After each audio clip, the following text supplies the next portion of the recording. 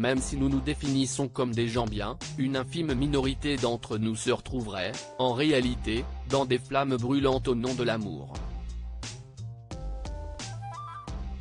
Cependant, Tyler Douan est un cas différent.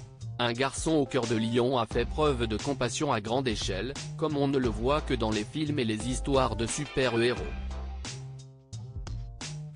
Tyler Douan, 9 ans, a laissé un héritage dont peu d'hommes et de femmes adultes oseraient rêver. Douan aurait beaucoup déménagé, passant sa courte vie de maison en maison, et dans différentes écoles. Ceux qui connaissaient le jeune garçon ont dit qu'il était plein d'énergie et aimait le sport. Avec l'autorisation de sa mère Vroman et à l'occasion de la journée Martin Luther King Jr. en 2014, le jeune homme de 9 ans a choisi de passer une journée dans la maison mobile de son grand-père Louis Beach, âgé de 57 ans. Beach vivait avec 7 autres parents, dont l'oncle handicapé de Douan, Steve Smith, 57 ans. Smith était en fauteuil roulant, et il lui manquait une jambe. Alors que Douan y séjournait, un incendie mortel a éclaté. Selon Chris Ebmeyer, chef des pompiers de Pamfiel, l'incendie aurait commencé à 4h45. L'élève de 4e année, ayant réalisé ce qui se passait, a réussi à sauver 6 de ses parents, dont des enfants âgés de 4 à 6 ans.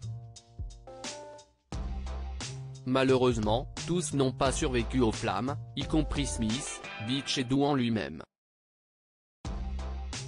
Les pompiers ont l'impression que le jeune garçon est mort en essayant de sauver son oncle de l'incendie. Joseph Breyette, l'autre oncle de Douan, a souligné le courage de son neveu, en disant « Les pompiers ont trouvé le corps de l'élève de Spelman-Bas dans la chambre arrière d'une caravane, près de son oncle Smith ».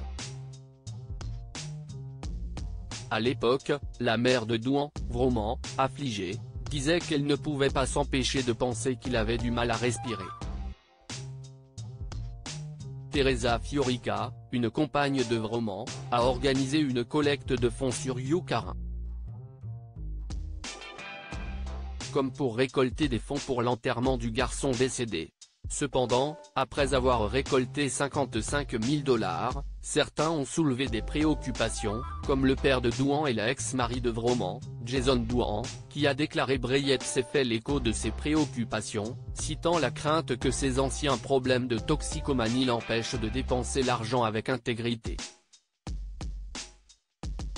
Malheureusement, la vie et l'héritage d'un jeune homme si courageux sont éclipsés par une querelle familiale. Cependant, son héroïsme ne sera pas oublié. Découvrez aussi l'histoire de Lucia, âgée de 13 ans, qui a sauvé un enfant de 4 ans de la noyade en Dordogne. Abonnez-vous à Mon Mama sur Google News.